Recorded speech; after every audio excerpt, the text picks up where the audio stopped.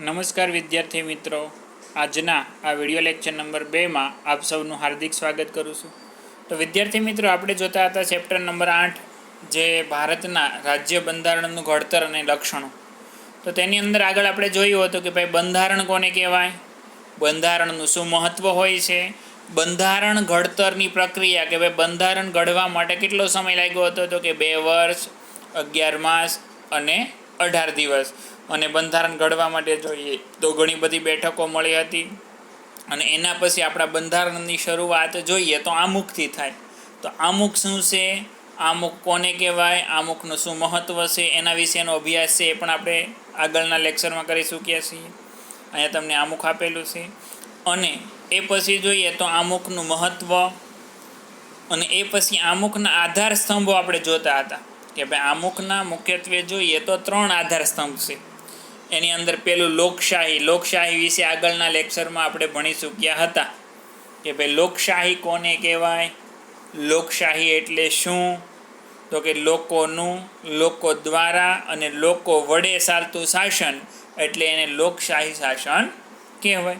તો આ લોકશાહી વિશેનો અભ્યાસ છે એ પણ આપણે આગળના લેક્ચરની અંદર જોઈ ગયા છીએ. અને પછી આ એક મહત્ત્વનો પ્રશ્ન હતો એ પણ જોયો હતો કે ભાઈ સાર્વત્રિક પુખ્ત વય મતાધિકાર એટલે શું, કોને કહેવાય, સાર્વત્રિક પુખ્ત વય મતાધિકાર એટલે શું, એવો પ્રશ્ન પૂછાય. તો એટલે કોઈ પણ જાતિ, જ્ઞાતિ, ધર્મ, ભાષા, લિંગ, શિક્ષણ, આવક કે જન્મસ્થાનના ભેદભાવ કર્યા વિના 18 વર્ષ કે તેથી વધારે ઉંમરના ભારતના કોઈ પણ નાગરિકને મત આપવાનો અધિકાર છે. જો કે મતદાર યાદીમાં નાગરિકના નામની નોંધણી આવશ્યક જરૂરી છે. એને સાર્વત્રિક પુખ્ત વય મતાધિકાર કહેવાય છે. એ પછી બીજું જોઈએ તો મુખ્ય આધાર, લોકશાહીના આપણે મુખ્ય આધાર સ્તંભો જોઈએ તો 3 આધાર સ્તંભ છે. પહેલું લોકશાહી, બીજું સમાજવાદી અને ત્રીજું છે એ બિન સાંપ્રદાયિકતા. તો સમાજવાદી, ભારતમાં 1974માં કટોકટી શાસન દરમિયાન બંધારણના 42માં સુધારા દ્વારા આમુખમાં સમાજવાદી શબ્દ છે એ ઉમેરવામાં આવ્યો.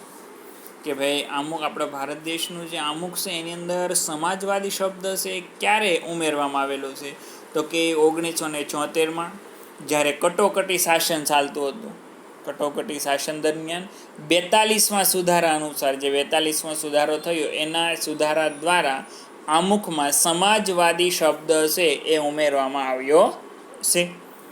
ભારતીય બંધારણની મોટાભાગની જોગવાઈઓ પ્રત્યક્ષ કે પરોક્ષ રૂપે સામાજિક ક્રાંતિ દ્વારા સામાજિક અને આર્થિક સમાનતા સાધી ને કલ્યાણ રાજ સ્થાપવાનો મૂળ ઉદ્દેશ છે.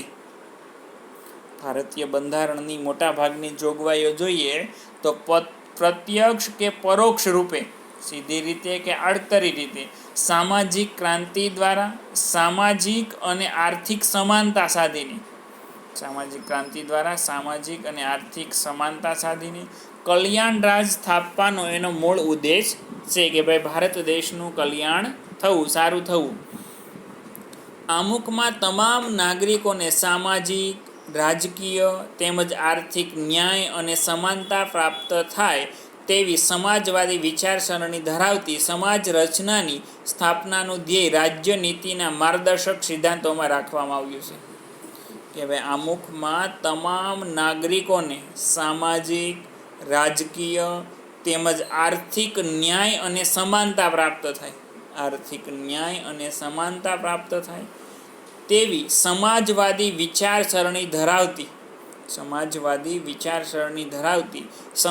રચનાની સ્થાપનાનું ધ્યેય, કે ભાઈ આવી સમાજવાદી જે વિચારસરણી ધરાવે છે એ સમાજ રચનાની આ જે સ્થાપના કરવી એનું મુખ્ય ધ્યેય શું છે, તો કે રાજ્ય નીતિના માર્ગદર્શક સિદ્ધાંતોમાં રાખવામાં આવ્યું છે.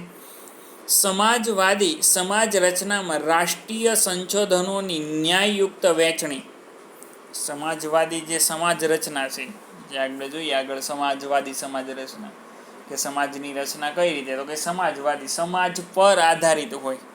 તો આવી સમાજવાદી સમાજ રચનામાં રાષ્ટ્રીય સંસાધનોની ન્યાયયુક્ત વહેંચણી, રાષ્ટ્રીય સંસાધનોની ન્યાયયુક્ત વહેંચણી, ઉત્પાદન અને વિતરણની વ્યવસ્થા, રાજ્ય હસ્તક હોય છે કે ભાઈ ન્યાયયુક્ત વહેંચણી, તેની અંદર ઉત્પાદન અને વિતરણની વ્યવસ્થા છે, રાજ્ય હસ્તક હોય છે.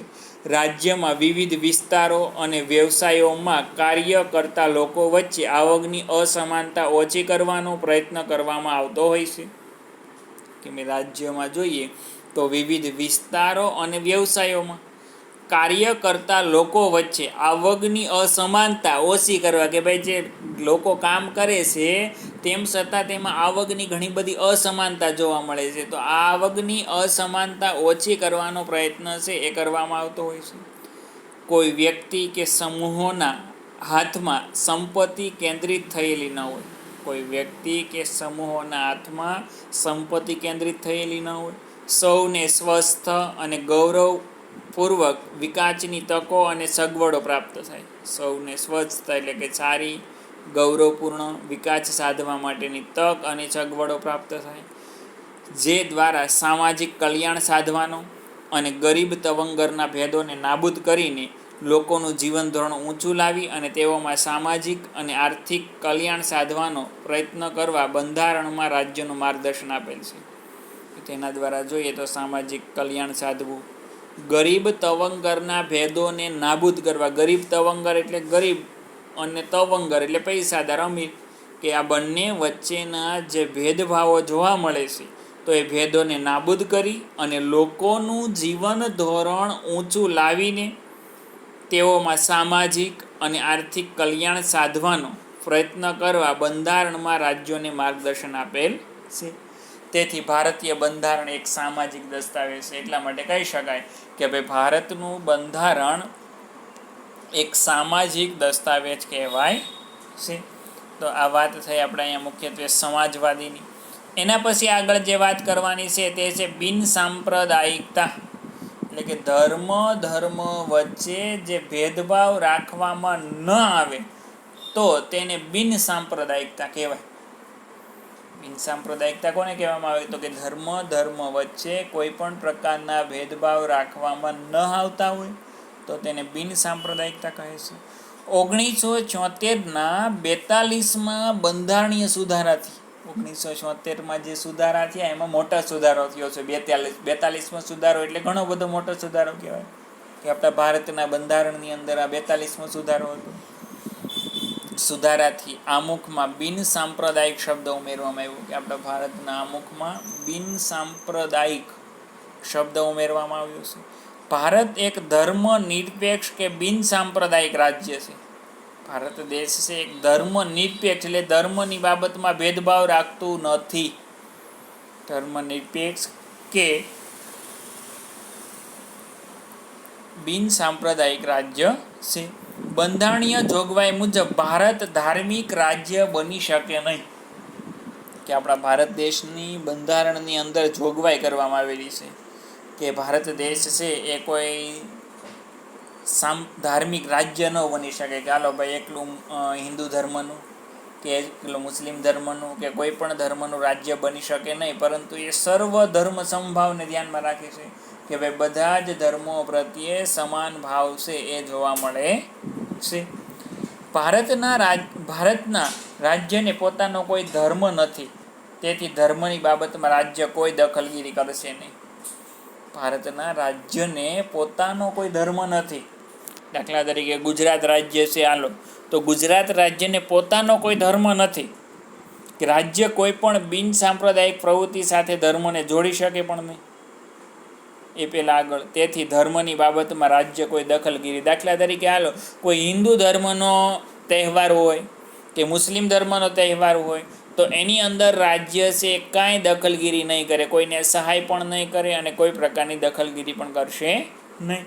તેથી રાજ્ય કોઈ પણ ધાર્મિક પ્રવૃત્તિને ટેકો આપી શકે પણ નહીં. દાખલા તરીકે હિન્દુ ધર્મનો મહત્ત્વનો મેળો હોય તો સરકાર એમાં કોઈ ટેકો ન આપે, અથવા તો મુસ્લિમ ધર્મનો કોઈ ઉત્સવ હોય તો એમાં પણ કોઈ મદદરૂપ થઈ શકે નહીં. નાગરિક પોતાની ટૂંકમાં ટેકો આપી શકે નહીં. રાજ્ય કોઈ પણ બિન સાંપ્રદાયિક પ્રવૃત્તિઓ સાથે ધર્મને જોડી શકશે નહીં. એ સિવાય પણ જોઈએ તો રાજ્ય કોઈ પણ રાજ્ય હોય એ બિન સાંપ્રદાયિક પ્રવૃત્તિ સાથે એટલે કે ધર્મ વચ્ચેના ભેદભાવ સાથે કોઈ ધર્મને જોડી શકશે નહીં. દેશના કોઈ પણ નાગરિકને પોતાની ઈચ્છા અનુસાર ગમે તે ધર્મ પાળવાની સ્વતંત્રતા છે. દેશમાં જોઈએ તો મુખ્યત્વે રાજ્ય કે ધર્મ દેશમાં કોઈ પણ નાગરિક છે પોતાની ઈચ્છા અનુસાર ગમે તે ધર્મ પાળવાની સ્વતંત્રતા છે. કે એવું જરૂરી નથી કે એક જ ધર્મ છે અપનાવી રાખવો. દાખલા તરીકે હિન્દુ ધર્મનો અંગીકાર કરી અને મુસ્લિમ ધર્મમાં પણ કોઈ પણ વ્યક્તિ છે એ જોડાઈ શકે છે. તો આ રીતે ભેદભાવ પક્ષપાત કે ભેદભાવ છે રાખી શકશે નહીં અને ધર્મ પાળવામાં સ્વતંત્રતા છે. રાજ્ય ધર્મ કે સંપ્રદાયના નામે કોઈ પણ નાગરિક પ્રત્યે પક્ષપાત કે ભેદભાવ રાખી શકે નહીં.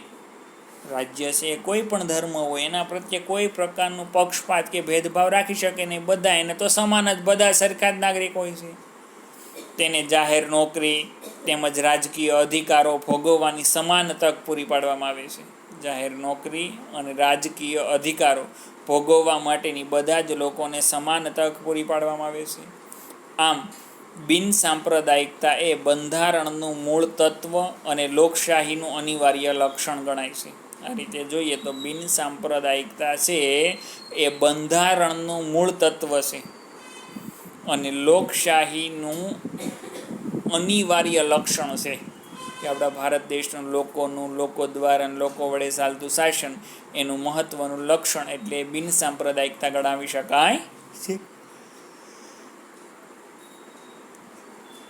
તો આ વાત કરીએ આપણે બિનસાંપ્રદાયિકતાની. એ સિવાય પણ આગળ જોઈએ તો સર્વધર્મ સમદ્રષ્ટિ તથા સર્વધર્મ સમભાવના સિદ્ધાંતને વરેલ ભારતીય બંધારણમાં કોઈ ધર્મને રાજ્યમાં ઉત્તેજન આપવામાં નહીં આવે.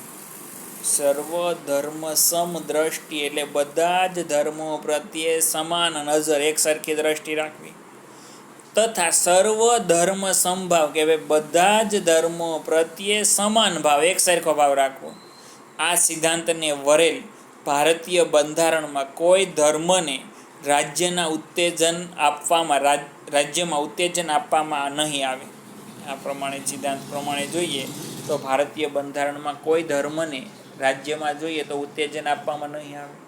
વ્યક્તિને પોતાની ધાર્મિક માન્યતા, આસ્થા, શ્રદ્ધા રાખવા સાથે તેના પ્રચાર અને પ્રચાર કરવાના નાગરિકના અધિકારોને રાજ્યનો કોઈ પ્રતિબંધ કે અવરોધ નથી. વ્યક્તિને જોઈએ તો પોતાની ધાર્મિક માન્યતા, આસ્થા, શ્રદ્ધા રાખવા સાથે તેના પ્રચાર અને પ્રસાર કરવાના નાગરિકના અધિકારને રાજ્યનો કોઈ પ્રતિબંધ કે અવરોધ છે એ હોતો નથી. એટલે કે એનો મતલબ એવો થયો કે ભારતનો નાગરિક છે એ સ્વતંત્ર છે, ગમે તે ધર્મ છે એ પોતાની જાતે જ અપનાવી શકે છે. તો આ વાત થઈ મુખ્યત્વે આપણે અહીંયા લોકશાહીના આધારસ્તંભ 3 છે. મુખ્યત્વે આમુખના આધારસ્તંભ પણ કહી શકાય. આમુખના મુખ્યત્વે આધારસ્તંભ લોકશાહી, સમાજવાદી અને બિનસાંપ્રદાયિકતા. આમાંથી કોઈ પણ એકાદો આધારસ્તંભ છે એ કોઈ પણ રીતે પૂછે તો દરેક વિદ્યાર્થીને આવડવું જોઈએ. એ પછી આગળ આપણે જે જોવાનું છે બંધારણના મૂળભૂત લક્ષણો. 26મી જાન્યુઆરી 1950થી અમલમાં આવેલ વિશ્વના સૌથી મોટા, વિસ્તૃત અને વિગતપૂર્ણ ભારતના લેખિત બંધારણમાં કેટલાક વિશિષ્ટ અને મૂળભૂત લક્ષણો છે. તો વિદ્યાર્થી મિત્રો આપણે જાણીએ કે ભાઈ ભારત દેશનું બંધારણ છે ક્યારથી અમલમાં આવ્યું? તો કે 26મી જાન્યુઆરી 1950થી અમલમાં આવેલ છે. એમાં જોઈએ તો ભારતનું બંધારણ વિશ્વમાં સૌથી મોટું, વિસ્તૃત અને વિગતપૂર્ણ ભારતના લેખિત બંધારણના કેટલાક વિશિષ્ટ અને મૂળભૂત લક્ષણો આપેલા છે. એમાં સૌથી પહેલું જ લક્ષણ છે લેખિત દસ્તાવેજ. આપણું ભારતના બંધારણના લક્ષણોની અંદર જોઈએ તો પહેલું જ એનું લક્ષણ છે એ લેખિત દસ્તાવેજ. આપણું બંધારણ છે લેખિતમાં લખાયેલું છે. જેમ કે બ્રિટન અને ઇઝરાયલના અપવાદ સિવાય ભારત સહિત દુનિયાના બધા જ લોકશાહી દેશોના બંધારણ લિખિત સ્વરૂપે છે. એનો મતલબ એ થયો કે ભાઈ અહીંયા બ્રિટન અને ઇઝરાયલ આ બંને દેશોની અંદર જે બંધારણ છે એ મૌખિક છે, ત્યાં લખાયેલું નથી. આ બે દેશો સિવાય મોટા ભાગના દેશોની અંદર જોઈએ તો બંધારણ છે લેખિત સ્વરૂપમાં છે. ભારતની સામાજિક, ભૌગોલિક, બહુવિધ પરિસ્થિતિ અને પૂર્વ ઇતિહાસને ધ્યાનમાં લઈ અને બંધારણ સભાએ બંધારણ લિખિત સ્વરૂપે રાખવાનું મુનાસિબ માન્યું, એટલે કે બરોબર નક્કી કર્યું. ભારતની સામાજિક, ભૌગોલિક અને બહુવિધ પરિસ્થિતિ અને પૂર્વ ઇતિહાસને ધ્યાનમાં રાખીને, સામાજિક, ભૌગોલિક, બહુવિધ એટલે કે વધારે પડતી પરિસ્થિતિ, જે આગળના ઇતિહાસને ધ્યાનમાં રાખી અને બંધારણ સભાએ બંધારણ લિખિત સ્વરૂપે રાખવાનું મુનાસિબ એટલે નક્કી કર્યું કે ભાઈ આપણો ભારત દેશનું બંધારણ છે તે લેખિત સ્વરૂપમાં હોવું જોઈએ. એ પછી આગળ જોઈએ તો બીજું લક્ષણ છે બંધારણનું, બંધારણનું કદ, કે ભાઈ બંધારણ છે એ બંધારણ કયડું છે તો એ બંધારણનું કદ વિશેની વાત કરી છે. તો ભારતનું બંધારણ છે એ જોઈએ તો મુખ્યત્વે 22 ભાગોમાં વહેંચાયેલું છે. ભારતનું બંધારણ છે એ 22 ભાગોમાં વહેંચાયેલું છે અને 395 અનુચ્છેદ એટલે કે આર્ટિકલ્સ, 395 એની અંદર અલગ અલગ જે કલમ, અનુચ્છેદ, આર્ટિકલ છે અને 8 પરિશિષ્ટો, જે હાલમાં 12 પરિશિષ્ટો છે. જેમ બંધારણની અંદર શરૂઆતમાં 8 હતા પરંતુ હાલમાં 12 પરિશિષ્ટો સાથેનું છે. આ બંધારણમાં કેન્દ્ર અને રાજ્યોની શાસન વ્યવસ્થા અને તેમના આંતર સંબંધો, લોકોના મૂળભૂત હકો, ફરજો, રાજ્યનીતિના માર્ગદર્શક સિદ્ધાંતો, ન્યાયતંત્ર, ચૂંટણી પંચ, સ્થાનિક સ્વરાજ્યની સંસ્થાઓ, લઘુમતીઓ, પછાત અને વંચિત સમૂહો માટેની ખાસ જોગવાઈઓ છે કરવામાં આવી છે. કે આપણા ભારતના બંધારણમાં જોઈએ તો કેન્દ્ર અને રાજ્યોની શાસન વ્યવસ્થા, કેન્દ્ર અને રાજ્યોની શાસન વ્યવસ્થા અને તેમના આંતર સંબંધો, લોકોના મૂળભૂત હક અને ફરજો, કે ભાઈ બંધારણની અંદર મુખ્યત્વે શેનો સમાવેશ થયો કે લોકોના મૂળભૂત હક, ફરજો, રાજ્ય નીતિના માર્ગદર્શક સિદ્ધાંતો, ન્યાયતંત્ર, ચૂંટણી પંચ, સ્થાનિક સ્વરાજ્યની સંસ્થાઓ, લઘુમતીઓ, પછાત અને વંચિત સમૂહો માટેની ખાસ જોગવાઈઓ છે એ કરવામાં આવી છે. અને તેથી આપણું બંધારણ દુનિયાના અન્ય બંધારણ કરતાં લાંબુ, વિસ્તૃત અને વિશદપૂર્ણ છે. તેમ છતાં પણ કહેવાય છે કે ભાઈ આપણા ભારત દેશનું બંધારણ છે એ દુનિયાના જે બીજા દેશોના બંધારણ છે એના કરતાં લાંબુ, વિસ્તૃત અને વિશદપૂર્ણ, જે ઘણું જ મહત્ત્વનું, વિશાળ એવું બન્યું છે. એ પછી આગળ જોઈએ તો એક જ નાગરિકત્વ, આપણા ભારત દેશના બંધારણની અંદર જોઈએ તો એક જ પ્રકારનું નાગરિકત્વ છે, જ્યારે કેટલાક દેશોની અંદર જોઈએ તો બેવડું નાગરિકત્વ હોય છે. બેવડું એટલે 2 પ્રકારનું. જોઈએ આગળ આપણે અમેરિકા જેવા દેશોમાં દરેક વ્યક્તિ બેવડું નાગરિકત્વ ધરાવે છે. જો અમેરિકાની અંદર જોઈએ તો દરેક વ્યક્તિ છે તે બેવડું એટલે કે એને 2 નાગરિકત્વ મળે. કઈ રીતે? તો કે એક દેશનું અને બીજું રાજ્યનું. બેવડું નાગરિકત્વ એટલે કે એક યુનાઇટેડ સ્ટેટ ઓફ અમેરિકા, એટલે એક અમેરિકાનું થયું યુનાઇટેડ સ્ટેટ ઓફ અમેરિકા, અને બીજું તે જે પોતે રાજ્યમાં વસવાટ કરતી હોય તે રાજ્યનું નાગરિકત્વ. આપણે પરંતુ અહીં એવું નથી. જો આપણે પણ એવું હોય તો એક ભારત સરકારનું નાગરિકત્વ મેળવવું હોય અને બીજું ગુજરાત સરકારનું.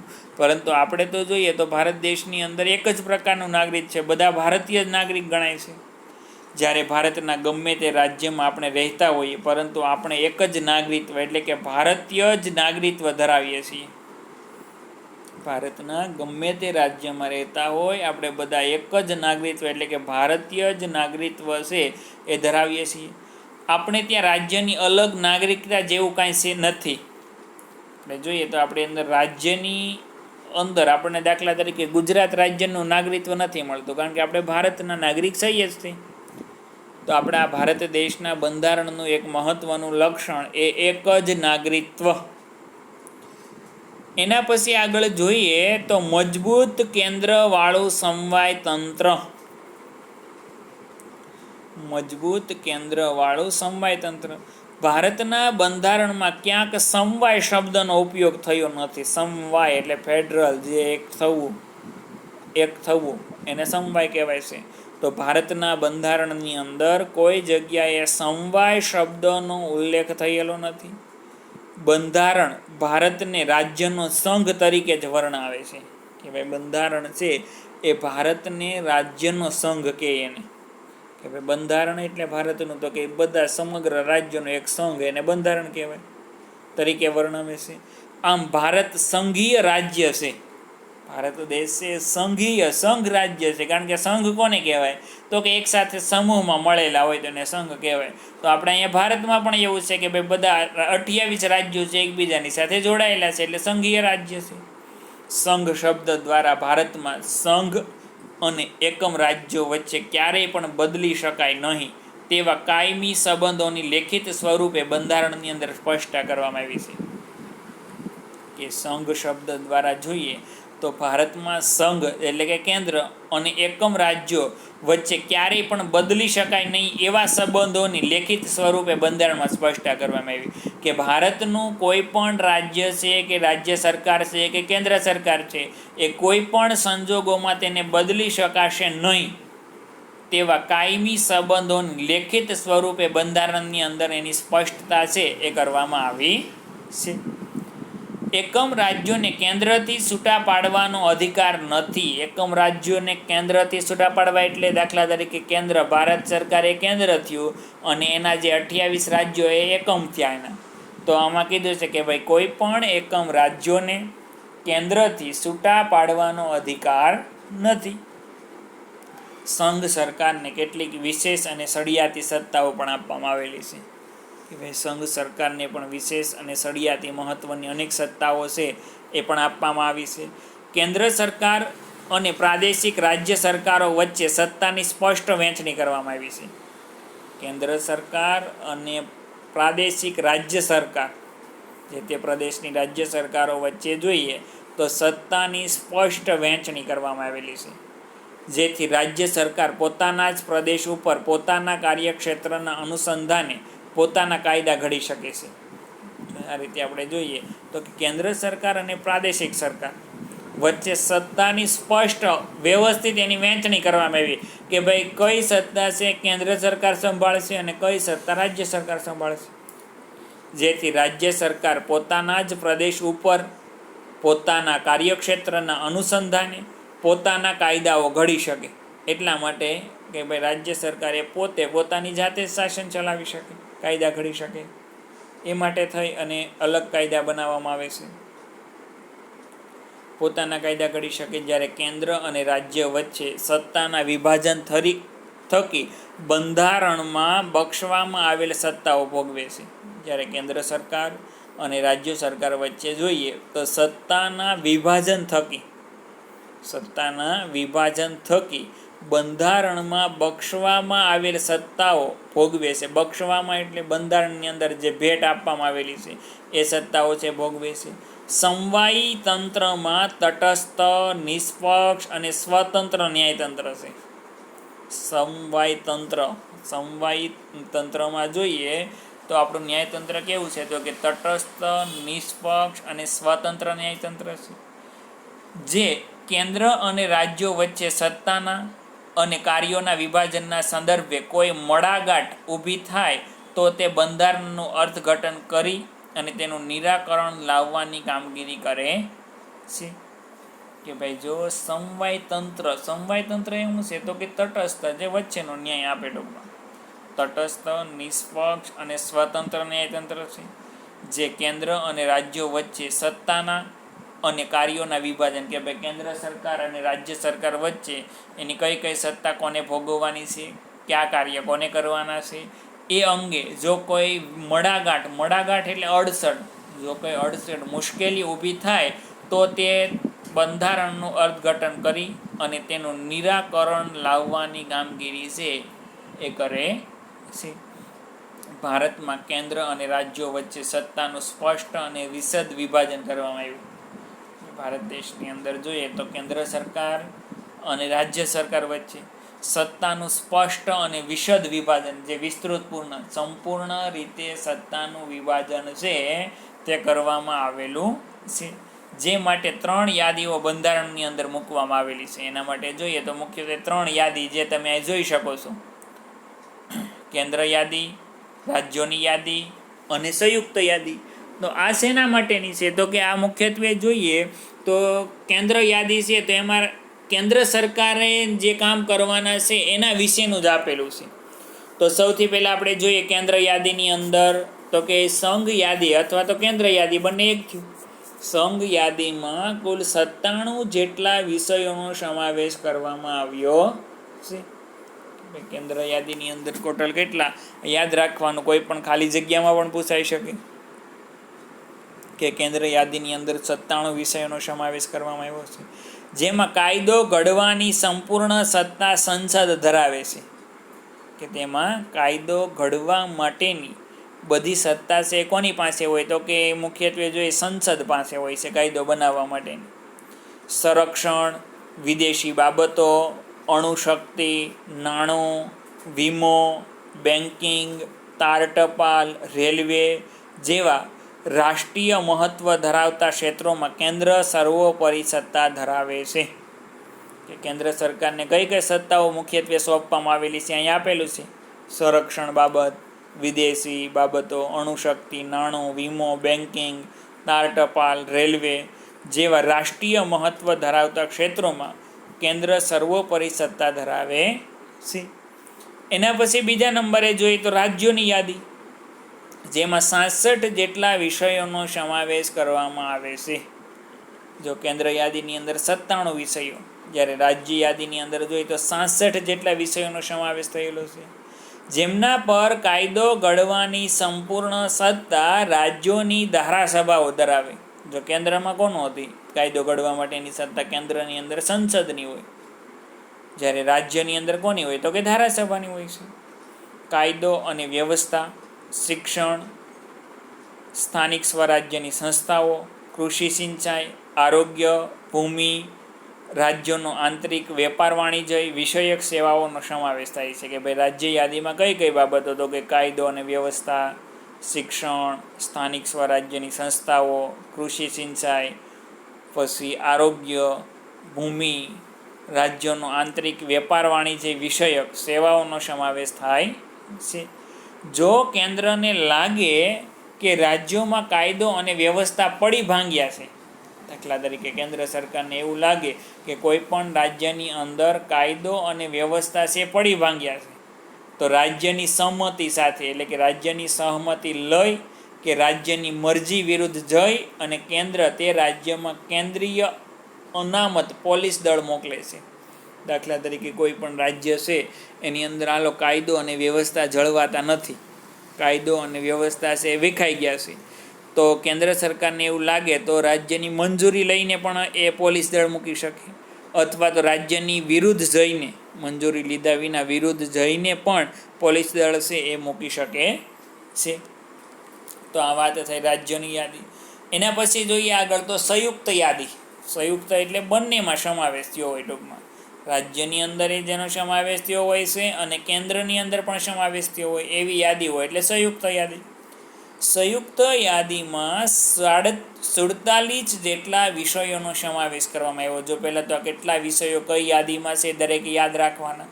દાખલા તરીકે કેન્દ્ર યાદીની અંદર જોઈએ તો 97 વિષય, રાજ્ય યાદીની અંદર જોઈએ તો 66 વિષય અને સંયુક્ત યાદીમાં જોઈએ તો 47 જેટલા વિષયોનો સમાવેશ થયો, જેમના પર કાયદો ઘડવાની સત્તા કેન્દ્ર અને રાજ્યો બંને ધરાવે છે.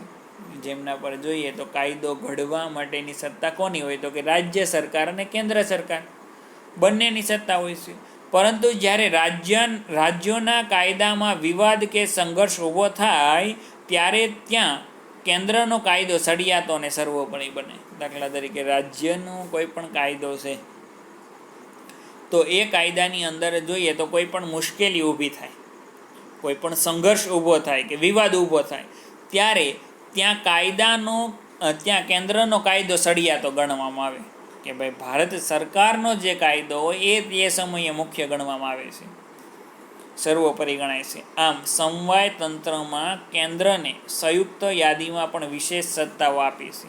સમવાય તંત્રમાં જોઈએ તો કેન્દ્રને સંયુક્ત યાદીમાં પણ વિશેષ અનેક સત્તાઓ આપી છે. આ યાદીમાં દીવાની, ફોજદારી બાબતો, લગ્ન, છૂટાછેડા અને ભરણપોષણ, શિક્ષણ, આર્થિક આયોજન, વ્યાપારી સંઘો વગેરેનો સમાવેશ થાય. કે ભાઈ સંયુક્ત યાદીમાં જેની અંદર જોઈએ તો કેન્દ્ર અને રાજ્ય બંનેની અંદર જે બાબતોનો સમાવેશ થતો હોય એવી સંયુક્ત યાદી. સંયુક્ત યાદીમાં કઈ કઈ બાબતો તો કે અહીંયા આપેલી છે દીવાની અને ફોજદારી સત્તાઓ. જે કોર્ટ અદાલતની અંદર જોઈએ તો બે પ્રકારના દાવા થાય, દીવાની અને ફોજદારી. દીવાની એટલે જમીન, મિલકત, પૈસા એ બાબતનો કોઈ પણ કેસ હોય તો એ દીવાની સત્તા કહેવાય. અને ફોજદારી એટલે લૂંટ, મારામારી, ખૂન વગેરે એ ફોજદારીમાં આવશે. એ સિવાય લગ્ન, છૂટાછેડા, ભરણપોષણ, શિક્ષણ, આર્થિક આયોજન, વ્યાપારી સંઘો વગેરેનો સમાવેશ છે એ પણ સંયુક્ત યાદીમાં કરવામાં આવેલો છે. એ સિવાય અહીંયા કેટલીક શેષ સત્તાઓ આપી કે જેનો સમાવેશ કેન્દ્ર યાદી, રાજ્ય યાદી કે સંયુક્ત યાદી ત્રણમાંથી એક પણમાં થયેલો નથી તેવી જે સત્તાઓ છે એ યાદી છે એ શેષ સત્તાઓ. તો જે વિષયોમાં કેન્દ્ર અને રાજ્યો વચ્ચે સત્તાની સ્પષ્ટ વહેંચણી થઈ શકી ન હોય તે વિષયોનો સમાવેશ શેષ સત્તાઓમાં થાય. જો શેષ સત્તામાં કોનો સમાવેશ થાય તો કે કોઈ પણ વિષય હોય કેન્દ્રની અંદર કે રાજ્યમાં, કેન્દ્રમાં કે રાજ્ય વચ્ચે સત્તાની સ્પષ્ટ વહેંચણી થયેલી ન હોય, સત્તાનું સ્પષ્ટ વિભાજન થયેલું ન હોય તે વિષયોનો સમાવેશ શેષ સત્તાઓમાં કરવામાં આવ્યો છે. આ વધારાના વિષયો કે શેષ સત્તાઓમાં જોઈએ તો મુખ્યત્વે કાયદો ઘડવાની અને તેમાં ફેરફાર કરવાની સંપૂર્ણ સત્તા કેન્દ્ર સરકારને છે. કે આ વધારાના વિષયો જે છે ટૂંકમાં જેનો સમાવેશ કેન્દ્ર યાદી કે રાજ્ય યાદીની અંદર કરવામાં આવેલો નથી એવી સત્તાઓ અને એવી શેષ સત્તાઓમાં કાયદો ઘડવાની અને તેમાં ફેરફાર કરવાની સંપૂર્ણ સત્તા છે કેન્દ્ર સરકારને છે. ભારતમાં કેન્દ્ર અને રાજ્યો વચ્ચે નાણાકીય સાધનોની પણ વહેંચણી કરવામાં આવી. ભારતમાં જોઈએ તો મુખ્યત્વે કેન્દ્ર અને રાજ્યની વચ્ચે નાણાકીય બાબતો એ નાણાકીય જે સાધનો છે એની વચ્ચેની પણ વહેંચણી કરવામાં આવી. જેમ કે આબકારી જકાત, આયાતકારી, દાખલા તરીકે કોઈ પણ આપણે દેશ વિદેશમાંથી આયાત નિકાસ કરીએ છીએ તો એ જકાત તો આપેલી છે. આબકારી જકાત જે ટેક્સ વસૂલવો, ટૂંકમાં આપણે કોઈ પણ વસ્તુનું ઉત્પાદન કરીએ તો એના ઉપર ટેક્સ, એ ટેક્સ વધાર્યો. આયાત નિકાસ જકાત, એક દેશમાંથી બીજા દેશમાં આયાત નિકાસ થાય તો ત્યાં ટેક્સ ભરવો. આવકવેરો વગેરે વધુ આવક આપતા કરવેરા કેન્દ્રને ફાળવવામાં આવ્યા કે જેમાંથી વધારે કરવેરો મળે, વધારે આવક આવે છે એવા મુખ્ય જે કેન્દ્રો છે એ કેન્દ્રોને મુખ્યત્વે કરવેરા છે એ કેન્દ્ર સરકારને સોંપવામાં આવ્યા હતા. જ્યારે વેચાણ વેરો, મનોરંજન વેરો, મહેસૂલ વેરો, શિક્ષણ વેરો જેવી ઓછી આવક ધરાવતા સાધનો રાજ્યને ફાળવવામાં આવ્યા. જો અહીંયા ભારતમાં નાણાકીય બાબતમાં પણ વહેંચણી થઈ. એમાં જોઈએ તો કેન્દ્ર સરકારની યાદી અલગ છે અને રાજ્ય સરકારની યાદી પણ અલગ છે. તો એમાં જે વધારે આવકવાળા જે કરવેરા છે એ કેન્દ્ર સરકારના ફાળે જાય છે અને ઓછો કરવેરો છે એ રાજ્ય સરકારને આ રીતે ફાળવવામાં આવ્યા છે.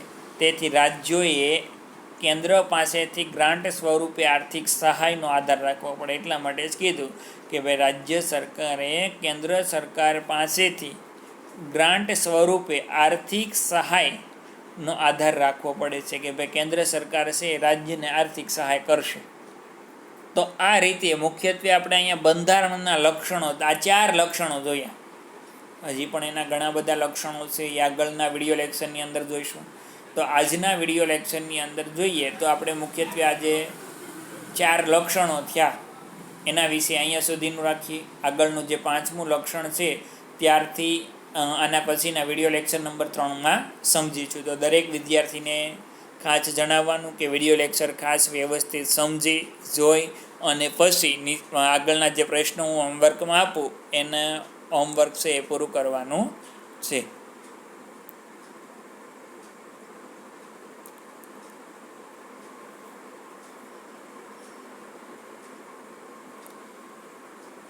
તો મુખ્યત્વે આ 4 લક્ષણો ક્યાં ક્યાં થયા? તો 4 લક્ષણો એકવાર દરેક વિદ્યાર્થી જોઈ લે. સૌથી પહેલાં જોઈએ તો લેખિત દસ્તાવેજ. બંધારણના મૂળભૂત લક્ષણો, એની અંદર લેખિત દસ્તાવેજ, બંધારણનું કદ, એક જ નાગરિકત્વ અને મજબૂત કેન્દ્રવાળું સમવાય તંત્ર. મજબૂત કેન્દ્રવાળું સમવાય તંત્ર. આ મુખ્યત્વે 4 લક્ષણ થયા. આ મજબૂત કેન્દ્રવાળું એની અંદર અલગ અલગ જોઈએ તો વિભાજન કરવામાં આવ્યા. કેન્દ્ર યાદી, રાજ્યોની યાદી અને સંયુક્ત યાદી. અને જે રાજ્ય, કેન્દ્ર કે સંયુક્ત આ 3માંથી એક પણમાં જેનો સમાવેશ નથી થયો એને શેષ સત્તાઓ કહેવાય છે. પછી આગળનું 5મું લક્ષણ છે કટોકટી વેળાએ એકતંત્ર વ્યવસ્થા. આગળ જોઈશું. દ્વિગૃહી પ્રથા, સ્વતંત્ર, નિષ્પક્ષ અને એકીકૃત ન્યાયતંત્ર. બંધારણમાં સુધારો, કે ભાઈ બંધારણમાં કઈ રીતે સુધારો કરી શકાય. સાર્વત્રિક પુખ્ત વય મતાધિકાર, ધર્મ નિરપેક્ષતા, એ પણ આગળ જોઈ ગયા આપણે. અદાલતી સમીક્ષા, મૂળભૂત હક અને ફરજો, રાજ્યનીતિના માર્ગદર્શક સિદ્ધાંતો, પછાત વર્ગ અને આદિવાસીઓ માટેની જોગવાઈ. તો એટલા મુખ્ય 14 લક્ષણો છે, પરંતુ આપણે 4 જોયા, બાકીના 10 લક્ષણ છે આના પછીના નેક્સ્ટ વિડીયો લેક્ચરની અંદર આપણે સમજીશું. Thank you.